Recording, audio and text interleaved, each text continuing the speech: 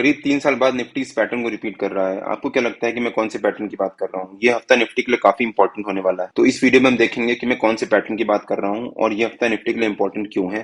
और उसके बाद देखेंगे कि निफ्टी के अगले हफ्ते के लेवल्स क्या रह सकते हैं। सो वीडियो बिना स्किप करे अंत तक जरूर देखिएगा। और अगर आपको डायरेक्टली अगले हफ्ते के लेवल्स पे जंप करना है तो आप इस टाइम स्टैम्प पे जाकर देख सकते हैं।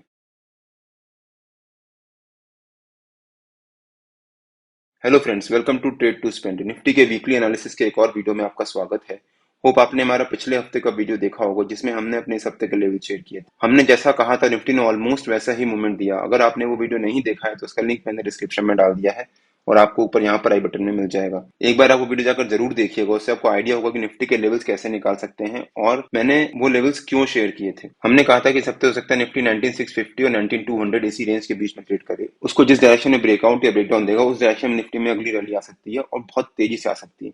बट निफ्टी पूरा हफ्ता उसी रेंज के बीच में ट्रेड करता रहा। अगर हम डेली चार्ट पे देखें, हमने कहा था कि हो सकता है निफ्टी इस हफ्ते एक रेंज बाउंड मूवमेंट में ही रहे और मंडे वेंसडे थर्सडे निफ्टी एक रेंज में ही ट्रेड करता रहा। फ्राइडे को निफ्टी ने उस रेंज का ब्रेकडाउन देने की कोशिश करी बट वहां से सस्टेन नहीं कर पाया और फाइनली निफ्टी ने एक अच्छा बाउंस दिखाकर 19300 के ऊपर ही क्लोजिंग दी है। 19300 निफ्टी का एक इंपॉर्टेंट लेवल था। हमने अपने पिछले हफ्ते के वीडियो में बताया भी था कि अगर निफ्टी 19300 के नीचे सस्टेन करता है तो निफ्टी के लिए वीक हो सकता है उसके बाद निफ्टी हमारा जो वीकली का टारगेट है 19200 उसको भी ब्रेक करे और नीचे सस्टेन करे। और अगर निफ्टी 19200 के नीचे सस्टेन कर जाता तो वो निफ्टी के लिए नेगेटिव हो जाता। निफ्टी ने अपने 50 ईएमए से सपोर्ट लिया और एक्जैक्टली वहीं से एक बाउंस दिखाया है जो कि निफ्टी के लिए एक पॉजिटिव हो जाता है। बट अभी भी निफ्टी एक do and die sort of situation में है। अगर हम वीकली चार्ट पे वापस आ जाते हैं एक बार, अगर हम ध्यान से देखें तो निफ्टी पिछले 4 हफ्ते से एक नेगेटिव क्लोजिंग दे रहा है और पिछले हफ्ते की जो लो है उसके नीचे ही जाकर क्लोजिंग दे रहा है। प्लस निफ्टी पिछले हफ्ते का जो हाई है उसके ऊपर ट्रेड भी नहीं कर पाया है, उसके ऊपर निफ्टी गया भी नहीं है एक बार भी।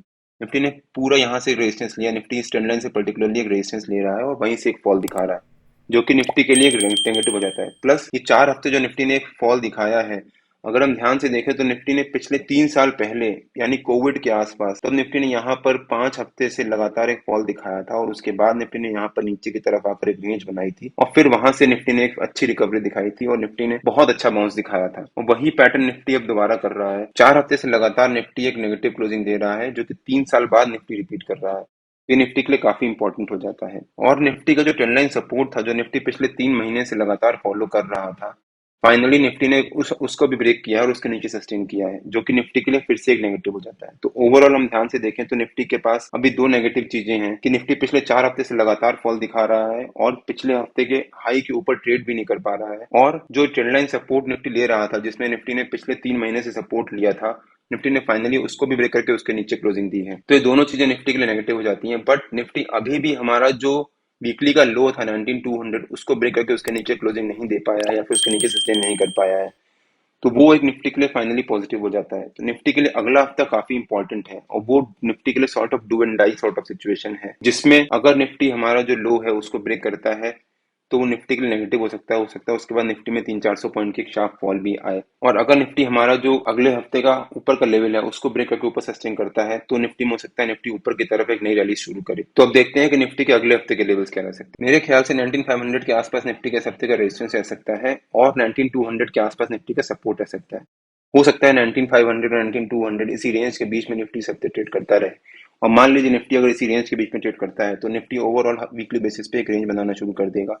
और अगर निफ्टी इस हफ्ते इसी रेंज के बीच में ट्रेड करता है तो हो सकता है अगले हफ्ते या फिर अगस्त के लास्ट हफ्ते में भी निफ्टी इसी रेंज के बीच में ट्रेड करे और 3 हफ्ते के लिए निफ्टी एक पर्टिकुलर रेंज में ट्रेड करना शुरू कर दे।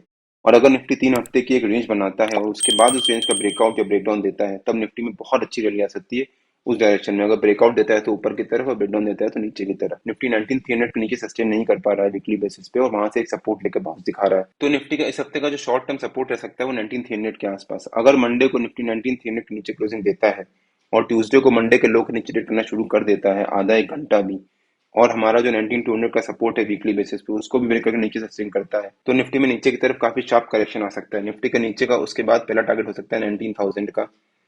और अगर निफ्टी उसको भी ब्रेक करता है तो 19888 जो निफ्टी का पहला ऑल टाइम हाई था जिसको निफ्टी ने ब्रेक करने में बहुत टाइम लगाया था, हो सकता है निफ्टी वहां तक एक फॉल दिखाए, वहां पर फिर से कंसोलिडेशन करे और फिर उसके बाद एक बाउंस दिखाना शुरू करे। तो अगर निफ्टी मान लीजिए 19300 को ब्रेक करता है मंडे को और ट्यूसडे को मंडे के लो को नीचे ट्रेड करता है तो निफ्टी में नीचे की तरफ काफी शार्प फॉल आ सकती है। हमें उस चीज के लिए रेडी रहना है, हमें ब्लाइंडली ऊपर की तरफ बाइंग नहीं करनी है कॉल की। बट अगर निफ्टी 19500 के ऊपर ट्रेडिंग करना शुरू करता है और उसके ऊपर क्लोजिंग दे देता है तो निफ्टी के लिए ऊपर की तरफ लेवल्स ओपन हो जाएंगे। हो सकता है उसके बाद निफ्टी का जो पहला टारगेट है, जो हमारा पिछले हफ्ते का टारगेट भी था 19650, हो सकता है निफ्टी वहां से जाकर रेजिस्टेंस ले। बट अगर निफ्टी 19650 के ऊपर सस्टेन करता है और उसके ऊपर क्लोजिंग देता है वीकली बेसिस पे, तब मैं निफ्टी में पॉजिटिव हूंगा कि हाँ, निफ्टी में हो सकता है अब ऊपर की तरफ रैली स्टार्ट हो।